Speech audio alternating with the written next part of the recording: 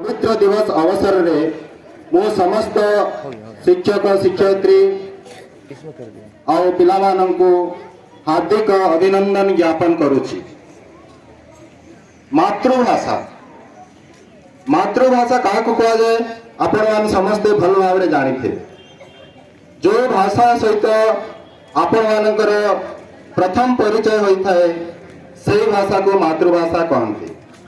जो भाषा रे माँ लोरी गीत सुनाई आपण मान को खुआई दियंती, जो भाषा रे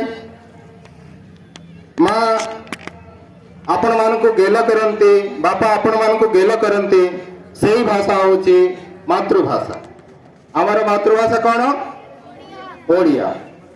तो आमे ओडिया और ओडिया मातृभाषा आम राज्य होची ओडिशा, आमर संस्कृति होची ओडिशार संस्कृति, जगन्नाथंकर संस्कृति। तो आपण माने निश्चित भाव रे ए भाषा प्रति गर्व करिबा कथा। ओडिया बोली तो मने गर्व बही, चाल रे टेकी तो मथा, नीति मने मने गुणी हेउथा, पूर्व पुरुषंक कथा। आमे ओडिया, आम भाषा ओडिया, या प्रति आमे तपस्विनी काव्य रे जोटा कि आमे 10वीं क्लास रे पढुथलो, आश्रम प्रभात बोली कविता तार अंश थिला। से कवितार एक छोट पंक्ति मु कहूची।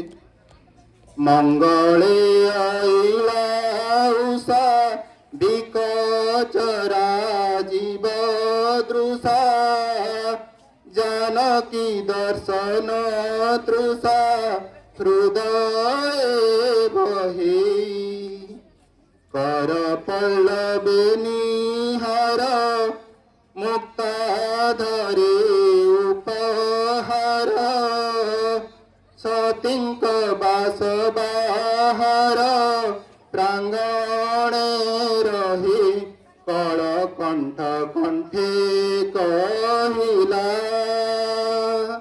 दर्शन दियो सती राति पाहिला, कल कंठ कंठे कहिला, दर्शन दियो सती राति पाहिला। एमती छंद अलंकार रे गोटे गोटे शब्दर अनेक अर्थ अच्छी। जेमिति मो गोटे पंक्ति कहूची। देख रे नलिनी नलिनी नलिनी रे पूरित, भ्रमंती भ्रमर भ्रमरे भ्रमरे शोभित।